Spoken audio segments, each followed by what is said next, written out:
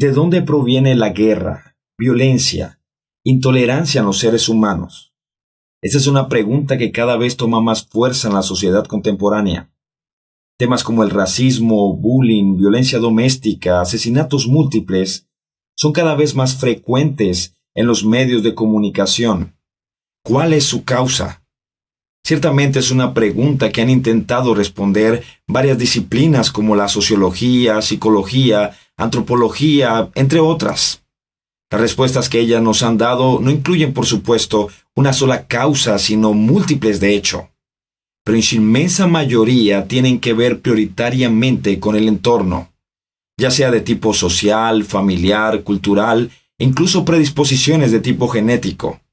De tal manera que pudiésemos afirmar que según estas posturas, el hombre es en consecuencia resultado de su entorno. Sin embargo, al mirar la Biblia observamos otro tipo de respuesta. Santiago también se hace la misma pregunta: ¿de dónde vienen las guerras y los pleitos entre vosotros? Solo que inspirado por el Espíritu Santo, es decir, por Dios mismo, llega a una conclusión diferente a la que las disciplinas anteriormente citadas han llegado. Él dice: ¿no es de vuestras pasiones las cuales combaten en vuestros miembros? Es decir, lo que nos está queriendo decir Santiago es que las manifestaciones externas de agresividad y violencia tienen su punto de partida en el interior del hombre y no en el exterior. Santiago habla de pasiones que combaten o luchan en nuestros miembros y que terminan manifestándose externamente de múltiples maneras. De hecho, nuestro mismo Señor Jesucristo hace referencia a esto. Cuando en cierta ocasión fue cuestionado por los fariseos respecto de la razón por la cual sus discípulos antes de comer no se lavaban las manos, como lo enseñaba su tradición, Jesús respondió: no lo que entra en la boca contamina al hombre, mas lo que sale de la boca. Esto contamina al hombre, porque del corazón salen los malos pensamientos, los homicidios, los adulterios, las fornicaciones, los hurtos, los falsos testimonios, las blasfemias. Una vez más, lo que nuestro Señor Jesús nos enseña es que el problema del hombre no proviene de afuera, sino de adentro de él. Esta es la razón por la que todo lo que humanamente podamos hacer por el hombre termina convirtiéndose en tratamiento paliativo. Es decir, en cierta manera podemos mejorar la calidad de vida de aquella persona o de la sociedad circundante, pero de ninguna manera podemos curarla. No importa que cambies de entorno social, te mudes de barrio, tu estrato social se eleve y ahora vivas en medio de las personas con los apellidos más distinguidos de tu país, no importa que recibas terapia con el mejor psicólogo de tu ciudad, a donde quiera que vayas, llevarás el mal contigo. Ahora, es necesario también decir que a pesar de que el mal viene con el hombre, no fue diseñado originalmente así por Dios.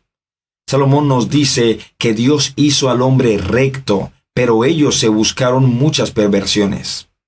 La Biblia es enfática en afirmar que en la creación todo lo que Dios había hecho era bueno en gran manera, incluyendo al hombre.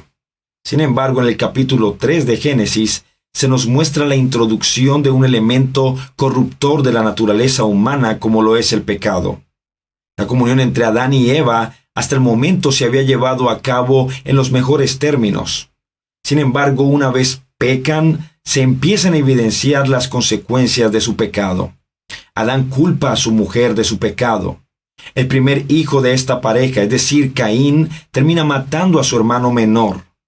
Un descendiente de Caín llamado Lamec le dice a sus mujeres que él ha matado a un hombre que lo había herido. Es decir, es por causa de este elemento corruptor, el pecado, que la violencia y agresividad entre los hombres empiezan a hacer su aparición en todas las manifestaciones. Lo que el hombre requiere entonces va mucho más allá de solo tratar los síntomas o las manifestaciones externas, pero que dejan intacta la raíz del problema, que es el pecado en el corazón del hombre. Lo que el hombre requiere es un milagro que solo puede ser hecho por Dios. La Biblia se refiere a este milagro en términos de un nuevo nacimiento. Piensa por un momento que el hombre está tan mal en su condición que una rehabilitación no es suficiente. Un cambio de conducta no es suficiente. La terapia no es suficiente. Él necesita una regeneración, la cual ninguna institución gubernamental o no gubernamental está en capacidad de ofrecerle. Esta es una prerrogativa exclusiva de Dios. Por supuesto, este milagro hecho por Dios no se da en el vacío o espontáneamente, sino que opera en el hombre en la medida en la que éste oye y cree al Evangelio. Sí, ese mismo evangelio que constantemente es rechazado, perseguido y menospreciado por el hombre, tiene el poder de transformar vidas que en lugar de proyectar violencia, ahora proyecten el carácter manso y humilde de su Señor. Solo el evangelio nos muestra que el hombre se ha rebelado contra Dios, le ha declarado la guerra a su Creador y de ninguna manera desea hacer las paces con él. Sin embargo, este amante Dios, pudiendo destruir a su rebelde y obstinada criatura, decide él, siendo el ofendido, reconciliar al hombre consigo mismo, aunque para hacerlo Cristo tuviera necesariamente que morir en la cruz del Calvario, ya que esta era la única manera en la que la justicia de Dios, que demanda la muerte del pecador, fuese satisfecha. De esa manera, Cristo abrió el camino para que el hombre pudiese reconciliarse con él y al hacerlo, como consecuencia pudiese reconciliarse con otros hombres de una manera real, genuina. Así que la paz entre los hombres de ninguna manera se podrá dar hasta que el hombre sea reconciliado con Dios. La paz no se logra con acuerdos humanos, no se puede decretar, no se puede imponer y mucho menos disfrutar hasta que la bandera del Evangelio no sea izada en el montículo más alto de nuestros corazones. La paz es un don de Dios, del que solo se puede disfrutar a través del Evangelio. A los suyos Cristo les dijo: la paz os dejo, mi paz os doy. Yo no os la doy como el mundo la da. Gracia y paz.